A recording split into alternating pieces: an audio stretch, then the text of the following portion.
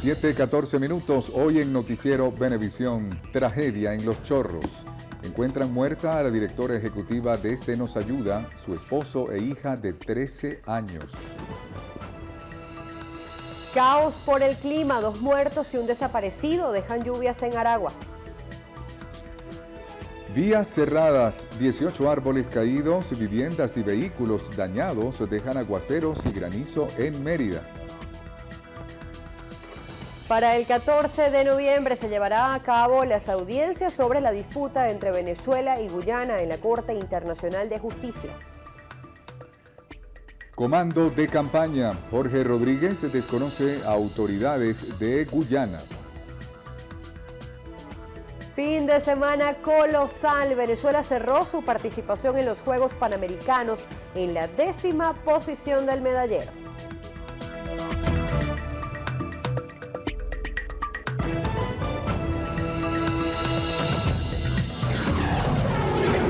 Noticiero Venevisión.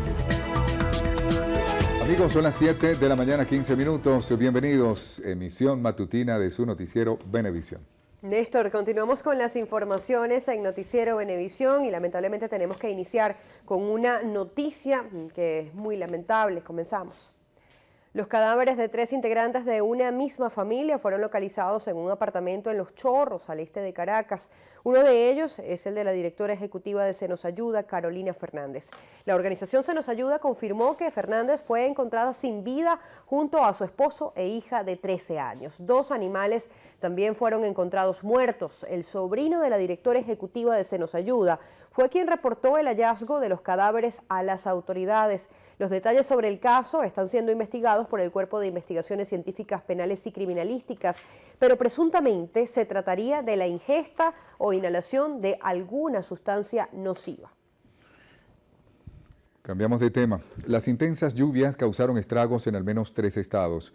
En Aragua dejaron 2 fallecidos y un desaparecido. El suceso ocurrió en la vía intercomunal Turmero tras la crecida de un canal de aguas pluviales que arrastró 2 motocicletas. 2 mujeres fueron localizadas sin signos vitales, una de ellas identificada como Mariel Oscarina González, de 27 años. Se conoció que un hombre fue rescatado sano y salvo, mientras que otro se encuentra desaparecido, por lo que funcionarios de seguridad se mantienen en las labores de búsqueda. Al parecer, los conductores de los vehículos de 2 ruedas se subieron a la isla central de la avenida sin prevenir la existencia del canal. Cabe destacar que en el mes de agosto 2 personas perdieron la vida en ese lugar bajo las mismas circunstancias. En Aragua, Alejandra Triana, Noticiero Venevisión. Mientras que en la región andina, fuertes aguaceros acompañados de granizo ocasionaron la caída de 18 árboles, dejando pérdidas de vehículos y daños en viviendas. El municipio Libertador ha sido el más afectado. Conductores se sorprendieron ante las fuertes gotas que impactaban sus vehículos. Sorprendentemente se dieron cuenta que se trataba de granizo. Los árboles caídos en varias zonas mantienen en alerta a organismos de rescate. Tuvimos afectación y pérdida de algunos vehículos que fueron afectados por la caída de estos árboles y algunas viviendas y algunas estructuras. Afortunadamente no tenemos lesionados ni víctimas que lamentar, pero sí tuvimos hacia la zona del páramo un deslizamiento en el sector Paso de la Yuca, que corresponde a lo que es el municipio Bolívar del estado Barinas, que estuvo interrumpido el paso temporalmente. En este momento se encuentra maquinaria del estado Barinas y del estado bolivariano de Mérida despejando la vialidad. Pulsamos la opinión de algunas personas que han sido afectadas por las lluvias y esto fue lo que nos dijeron. Presentó tempestades, vientos fuertes, que ocasionó la caída de árboles, inundaciones, los drenajes todos tapados. Todos esos árboles tienen más de 50 años, es un peligro, han caído árboles por todas partes. El choque de una masa de aire caliente y una masa de aire frío fue lo que trajo como consecuencia el granizo caído en Mérida, así lo dio a conocer el subdirector de Protección Civil. Desde el estado Mérida, Raquel Alarcón, Noticiero Venevisión. Y en la región de Los Llanos, por más de 8 horas estuvo cerrada la carretera que comunica a Barinas con Mérida a causa de las fuertes precipitaciones. Usuarios de las redes sociales reportaron a las 2 de la tarde el colapso de un tramo vial del municipio Bolívar, conocido como Peña La Yuca, en el estado Barinas. Sin embargo, fue hasta las pasadas 10 de la noche cuando se aperturó el paso del tráfico vehicular, pero por un solo lado de la carretera. porque al parecer el deslizamiento provocó el derrumbe de la otra calzada. 10 de la noche, 4 de noviembre, estamos aperturando el paso en el local 001, en donde desde tempranas horas, 2 de la tarde, tuvimos un derrumbe acá en esta zona y a esta hora estamos restableciendo el paso. Gracias a los cuerpos de seguridad ciudadana del municipio de Bolívar y en conjunto hicimos un gran trabajo para lograr el despeje del camino. Funcionarios de Protección Civil y Cuerpo de Bomberos de la entidad realizaron las labores de despeje para restituir el tránsito y pidieron a los viajeros evitar transitar por esa zona. Desde el estado Barinas, Giancarlos García, Noticiero Venevisión. Mientras tanto, en Occidente, el gremio ganadero se declara en emergencia ante las inundaciones registradas en el sur del lago tras la crecida del río Zulia.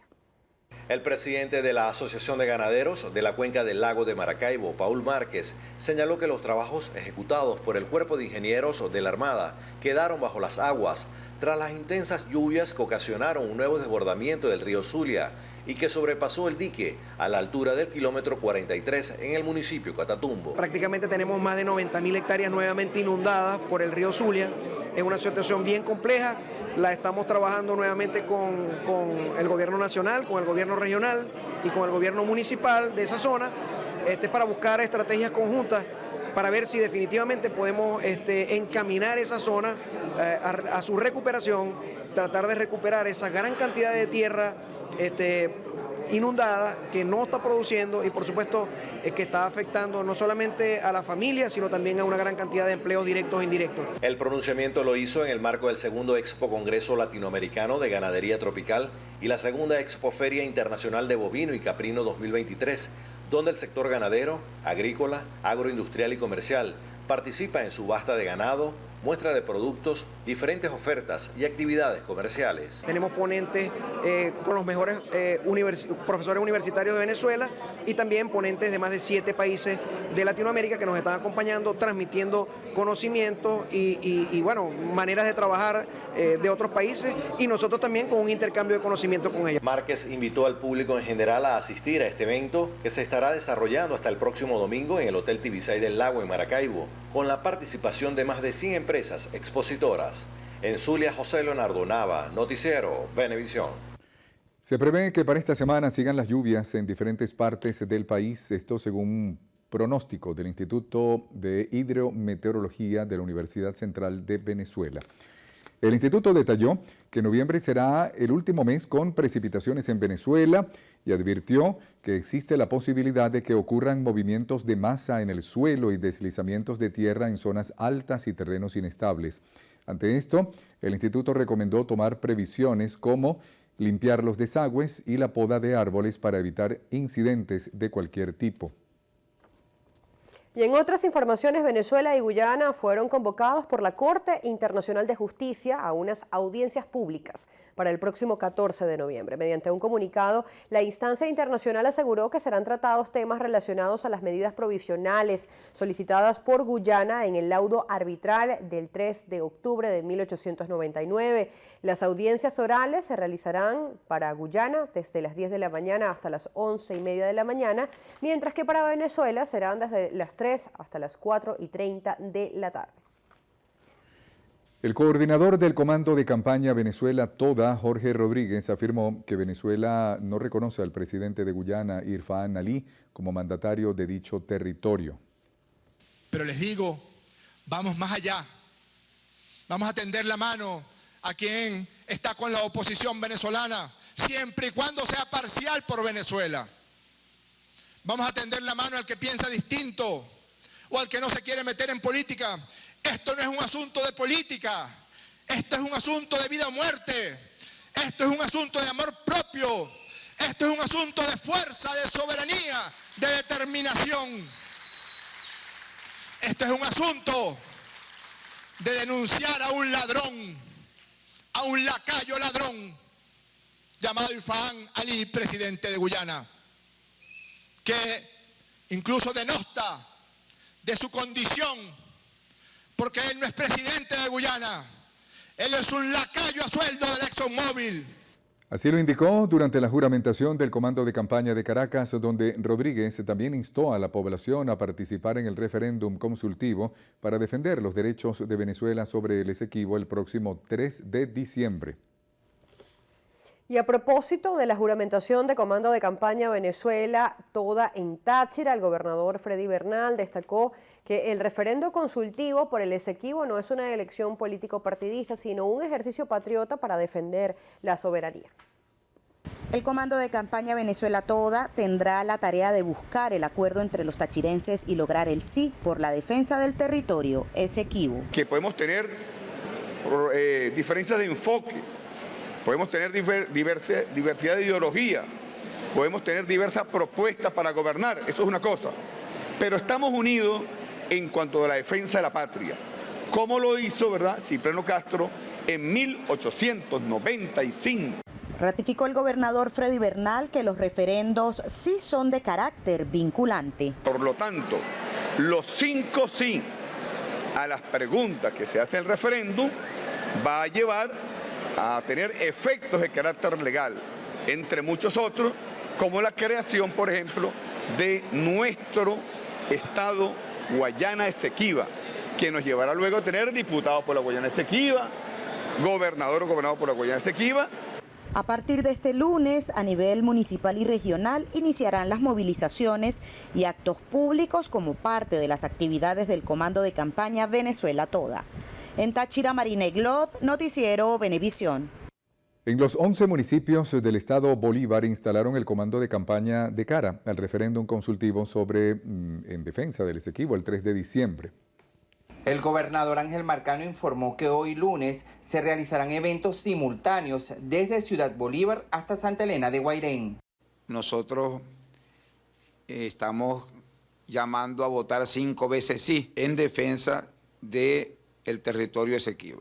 El presidente de Guyana, aliado a las transnacionales, los que pretenden, como siempre lo han hecho, no solamente tomar ese territorio, sino saquearlo, porque lo que hacen es saquearlo. Y está la ExxonMobil y otras transnacionales buscando el petróleo, buscando el oro, buscando la riqueza que tiene ese extenso territorio. Estamos hablando de 160.000 kilómetros cuadrados. Se espera que en los próximos días se instalen los comandos de los movimientos sociales. La máxima autoridad regional instó a todos los partidos políticos de la entidad a integrarse por la defensa de Venezuela. En Bolívar, Henderson Pérez, Noticiero Venevisión.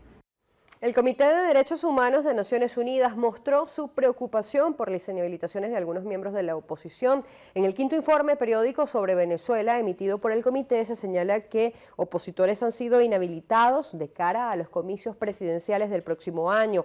Expresan que Venezuela debe garantizar el derecho al voto directo y secreto de las comunidades indígenas, así como la inscripción en el registro electoral de los jóvenes entre 18 y 35 años.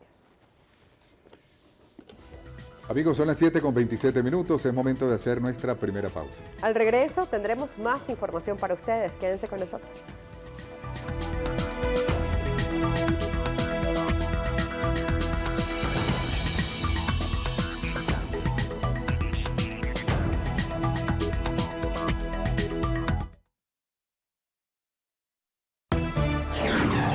Noticiero Venevisión. 7:31, continuamos con más información. En el marco de la Expo Aventura Monagas 2023, el ministro de Turismo, Ali Padrón, dijo que espera establecer nuevas alianzas para convertir a Monagas en una potencia turística. Bajo el eslogan Monagas está de moda y con la participación de 56 empresas dedicadas al turismo y otros rubros, visitantes de distintos estados y teniendo como preámbulo un hermoso show con lo más representativo de las tradiciones venezolanas, se inauguró el evento que contó con la presencia del ministro de Turismo, Ali Ernesto Padrón Paredes. Estamos convencidos de que Monagas tiene un potencial en el que el turismo está llamado a ser una fuente importante del desarrollo económico, del desarrollo social, de crear sinergias que sumen las voluntades para que dentro del radar de los turistas regionales, nacionales, internacionales también esté este hermoso estado del oriente de Venezuela, y no tengo la menor duda de que así será. El gobernador de la entidad señaló que hay un abanico de opciones para el turista. A esa gran cantidad de compañeros del sector turismo que nos vienen a visitar de otras latitudes del mundo y nosotros poder ofrecerles todo lo que tiene que ver con la hermosura, con la belleza, con la bondad, con el turismo religioso, con el turismo de aventura, con el turismo del senderismo, del avistamiento, todo lo que ofrece el Estado Monagas. El gobernador Ernesto Luna también manifestó que continuarán acompañando a las operadoras turísticas en cuanto a la formación, certificación y financiamiento. En Monagas, Luis Bustamante, Noticiero Venevisión. La Cámara de la Industria Farmacéutica, CIFAR, informó que hubo una recuperación de 8% durante el mes de septiembre, lo que representaría una mejora para el cierre de este año. El presidente de CIFAR, Tito López, detalló que en comparación con el año anterior, con 2022, se registró en ese año 4,41% de mejoría. Este año 2023 podría finalizar con una recuperación de 2 a 3%. López indicó que la Cámara está dedicada a realizar labores en contra del contrabando de medicinas adulteradas, propagación y venta que entren al país a través de las fronteras. Destacó que la albúmina humana, analgésicos y antiinflamatorios son algunos de ellos y que no solo el contrabando afecta al sector, sino también aquellos medicamentos que no pagan los impuestos para el país. Además, perjudican la producción nacional. El Partido Unidad Popular Venezolana dio su respaldo a la iniciativa de un referéndum consultivo en apoyo al reclamo del territorio Esequibo propuesto por el Parlamento Nacional. Así lo señaló Tatiana Rivkatova, encargada de Relaciones Internacionales entre Rusia y Venezuela para esa organización política. Esequibo no es problema solamente de Venezuela, es problema de toda América. Y si ver más al fondo, es problema a nivel mundial, porque Esequibo es una llave de entrada a América Sur. Apuntaron las dirigentes femeninas de Unidad Popular Venezolana que iniciarán un recorrido por el país con la intención de unir voluntades con miras al próximo 3 de diciembre. Y con esta información hacemos una nueva pausa en Noticiero Venevisión. 7:34 minutos, quédense con nosotros, ya venimos.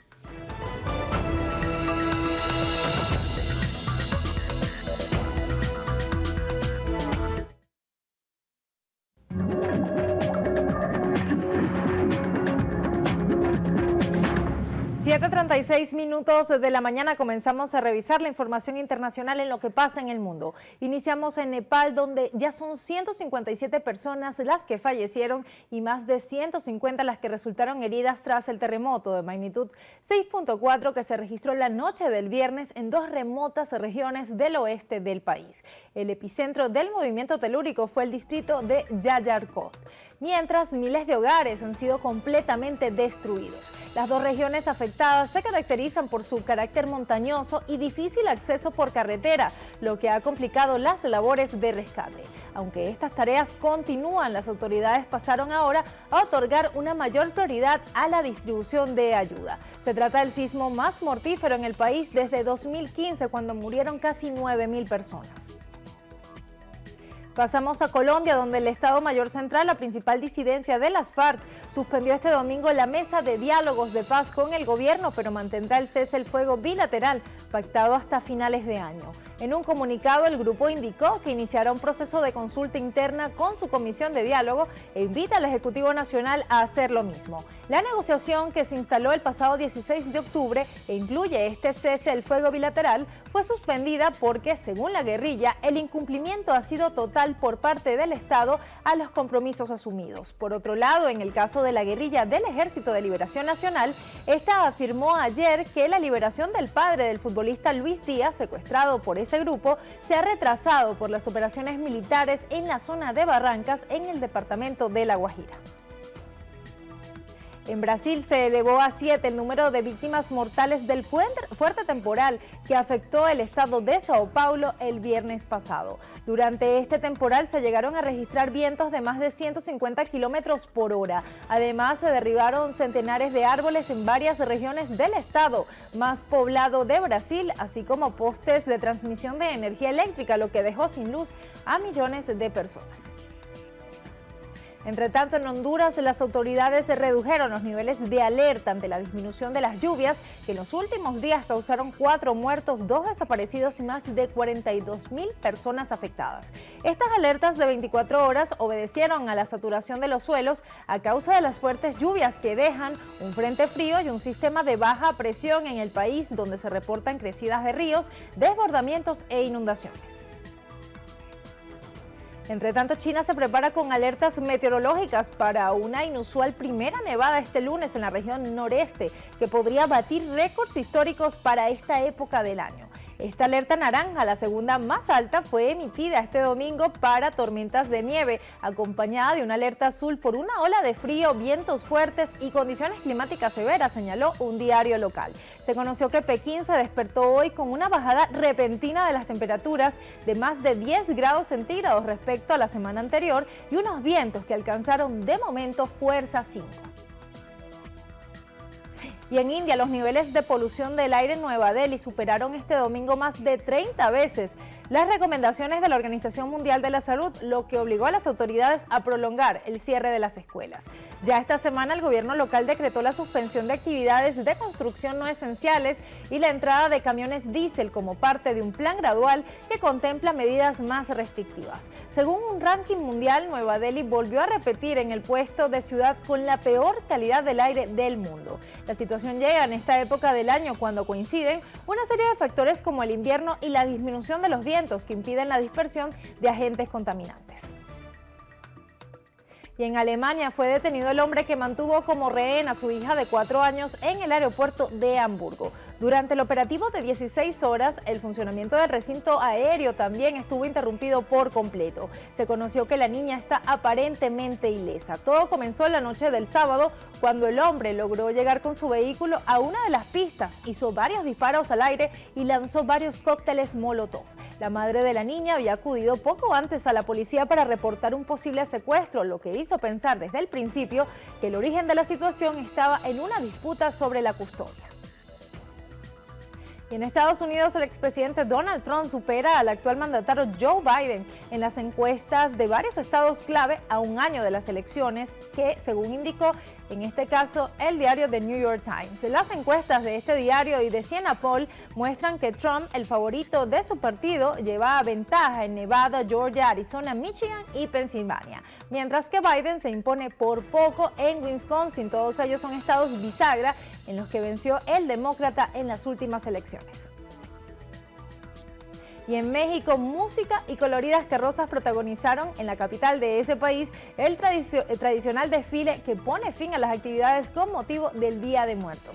A este desfile, que cada año reúne a las familias, asistieron 1.250.000 personas y abarcó un recorrido de 8 kilómetros con destino al Zócalo. En la actividad participan 4.000 personas y 65 carros alegóricos en los que colaboraron compañías y colectivos culturales. Además, desfilaron grupos caracterizados de los principales elementos que definen a la cultura mexicana, como son el maíz, las mariposas monarcas, las catrinas, entre otros.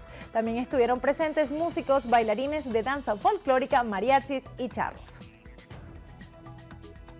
Y hasta aquí las noticias internacionales en lo que pasa en el mundo. Les recordamos nuestras redes sociales, @EstefaniaYambalboca, @Noticiero Venevisión.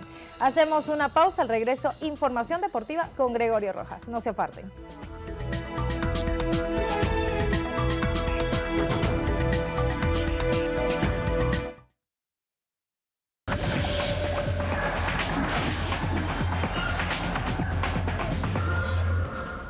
¿Qué tal, amigos? Gusto en saludarles. Tiempo de revisar información deportiva en su noticiero Venevisión. Soy Gregorio Rojas. Venezuela cerró su participación en los Juegos Panamericanos Santiago 2023 con 4 medallas este fin de semana. Jocelyn Brea el viernes en la noche en los 1500 metros planos.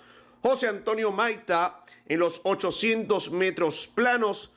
Jorgelis Salazar, medalla de oro en el kumite del karate, y Andrés Madera con un cierre espectacular, logrando un punto en el último segundo para vencer también en el karate. Venezuela cierra su participación en los Juegos Panamericanos con 8 medallas de oro, 15 de plata, 21 de bronce en total.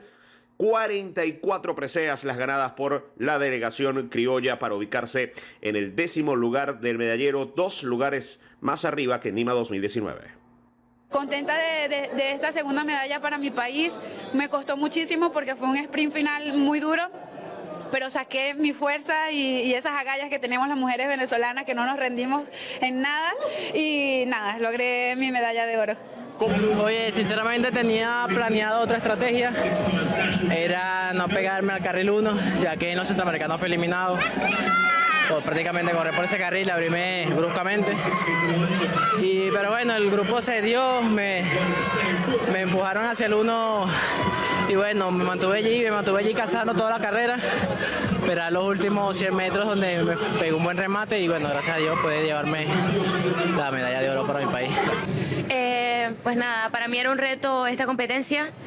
Obviamente estoy contenta también por mi resultado en el Mundial, pero me había preparado para ser campeona del mundo. Lamentablemente no se dio, por lo que venía con muchísimas ganas y era un reto para mí poder conseguir la medalla de oro para mi país y para mí.